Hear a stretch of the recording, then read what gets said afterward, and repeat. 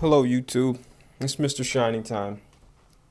I haven't posted a video in a long time. I am definitely gonna post this video today. I got a few minutes to make this video, just organizing my apartment. You know, I was watching this video on YouTube by let me see the name of the person who's giving a speech. Her name is,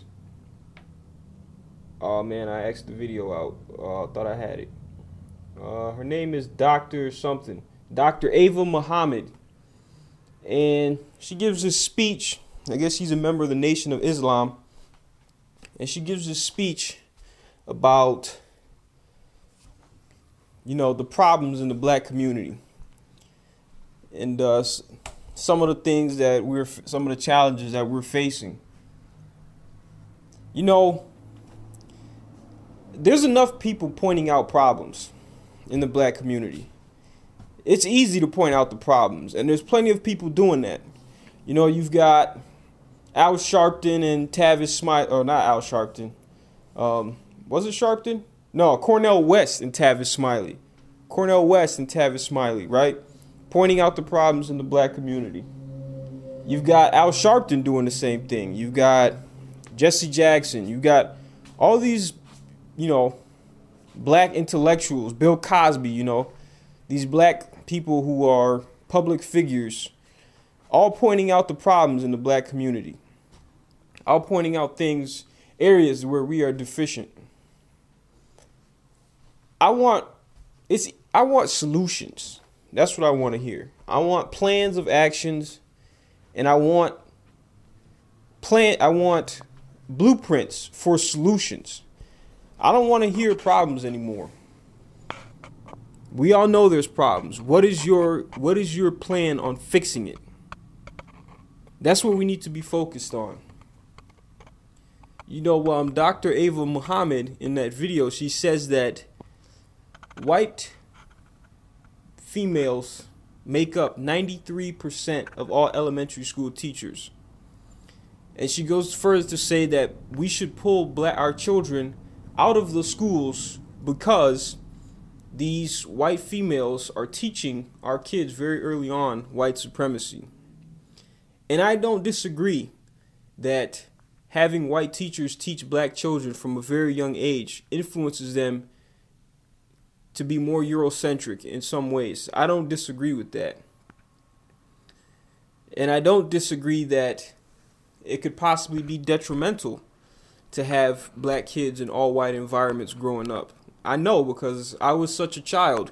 You know, I went to school. I went to a school that was 96% Jewish, white Jews. That's where I went to school for 6th and 7th grade.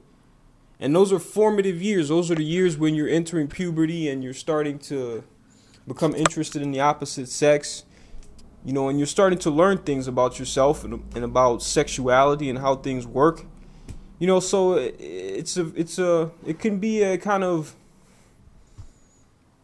it could be a hindrance to black identity to grow up in such an environment. But here's my question though. If you're gonna pull black students out of those schools, where are they gonna go? Because we don't have our own schools that we can control. We don't have our own education system. And not to mention, if we were to create such schools, they would have to be private schools, and private schools are expensive. You know, black people can't afford that. Not most anyway, can't afford to send their children to private schools. So if you're talking about pulling your kids out of white schools, where are you going to put them?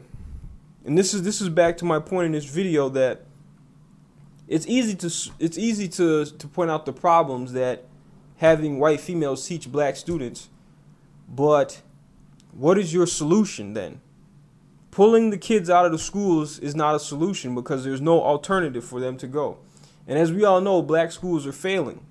Not all, but when you go to the black schools in the inner cities, predominantly in the inner cities, you see that they're, you know, way below average, way below normal standards. You know, they're failing. The kids are not achieving at the level that they should be. And, you know, this happens a lot, you know, when people gain money black families that better their economic situation, they move out of the lower income areas and move to the more affluent areas that tend to be white, and they put their kids in the white schools. This is what happens. Now this is the age-old problem of what's in the social interest versus what's in the self-interest. It is not in the social interest for black people to get up, leave their communities, and move to the white suburbs. That does not help the black community. But it does help the individual, the person who moves, because by themselves, they go live in a better neighborhood, get a better education, have peace of mind. They don't have to worry about people breaking into their house. They can, go down to the store at night. Don't have to worry about somebody robbing them. They can leave their car in the driveway without somebody breaking into it. That's in the self-interest to do that. But it's not in the social interest of black people, because the best and the people with means are taking their money and leaving the community. Now, I'm not blaming or, somehow trying to say that people who move out of the ghetto are traitors or anything like that. I'm not saying that at all.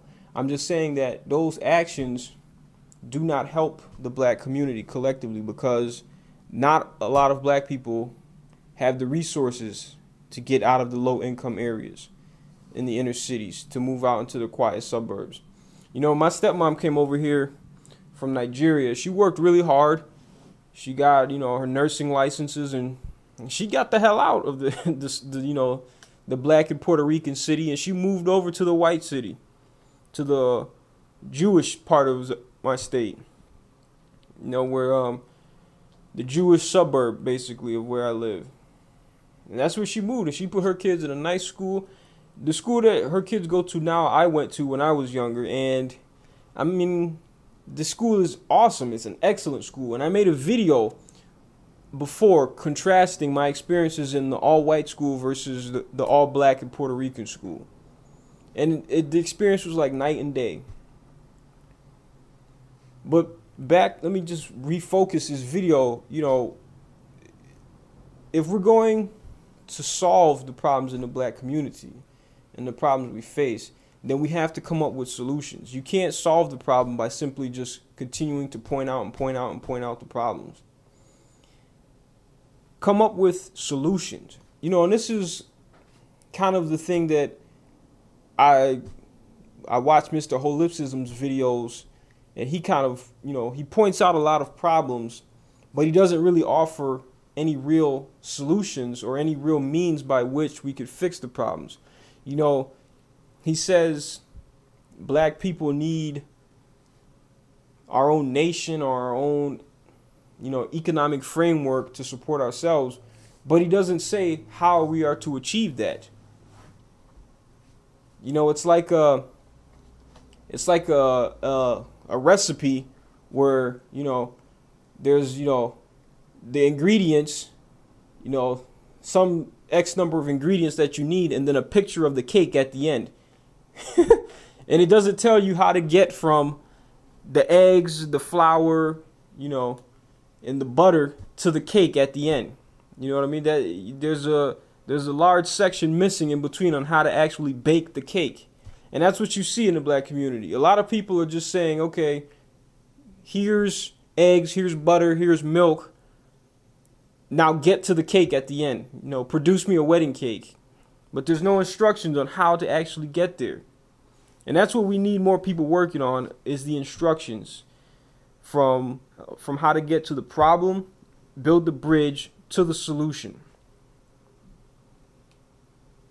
If we want to educate black students in a more Afrocentric view, then we're going to need more black people investing in black communities. We're going to need the people with money to somehow set up an education system that is affordable for black people to send their children to. Because if an education system is not affordable, then you can forget about people sending their kids there. Only the wealthiest in the black community will send their kids there, and that's defeating the purpose of creating the school in the first place. Creating the school is to reach the lower income individuals.